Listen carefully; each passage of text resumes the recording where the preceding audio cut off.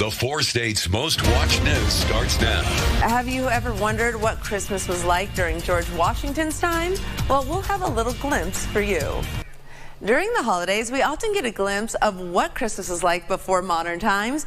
But have you ever wondered what Christmas was like during the Revolutionary War? Well, Rafi Andonian is with us today to share what it would be like to spend Christmas with George Washington. Thank you for joining us. Great time to be here for holidays, George Washington. Yes. I've been dreaming about a white Christmas. There it is. All right, you are such a history buff, so tell us, what is the whole backstory here? Well, George Washington did have a white Christmas in 1776. Funny enough, that song applies, even though it was a couple hundred years before.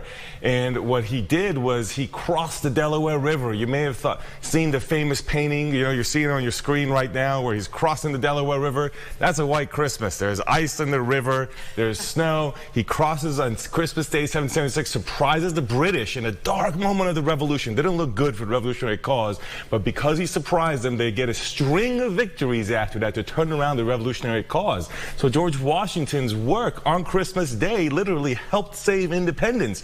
Now, what's fascinating about that is years after that, when independence was won, he also turned in his commission as a Christmas gift to Congress just a couple days before Christmas in the 1780s, saying, I want to return the power that you gave to me as a military officer, which also set an important precedent for the United States. So Christmas and George Washington, really important in American history. Fascinating. And tell us, what were some of the traditions and celebrations? Well, let's say now you go to his home. This is an example of a dish that you would have. It's called a Yorkshire Christmas pie, or a Yorkshire pie. It's an English dish. This is actually George Washington's recipe that I brought in and made. You can find the recipe at noshingswithnicole.com.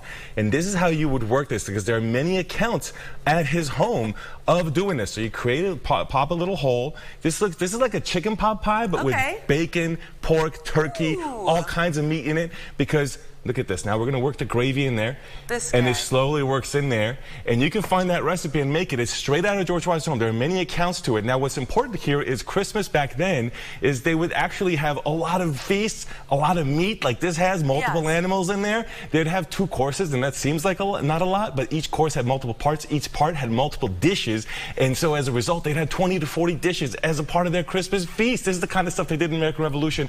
Virginians were copying English, and in England, the 12 days of Christmas, they would celebrate drinking with balls, masquerades, much feasting. This is the kind of Christmas that they had. New England didn't like that. Massachusetts actually banned Christmas, but the southern United States and Virginia, they copied the English and did this sort of thing. So you can actually have a taste of Christmas like you taste grandma, going back to American history, having a taste with the father of the country. It's incredible. Well, thank you so much. Always just a wealth of knowledge. How fun. And I love this whole Christmas theme. Thank you so much for joining us as always. And stick around, because we got more news coming up after this.